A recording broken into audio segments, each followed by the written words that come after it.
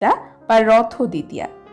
মোট 11 দিন ধরে জগন্নাথ, তার বোন সুভদ্রা এবং দাদা বলরামকে উৎসর্গ করে আরাধনা করা হয়।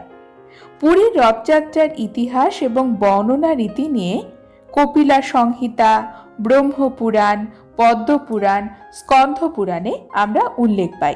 শাস্ত্রে উল্লেখ রয়েছে, রথস্থ বামনক দৃষ্টা পুনর্জন্ম ন বিদ্যতে। এর অর্থ হল, রথের ওপর অধিষ্ঠিত বামন জগন্নাথকে একবার দর্শন করলে আর পুনর্জন্ম হয় না।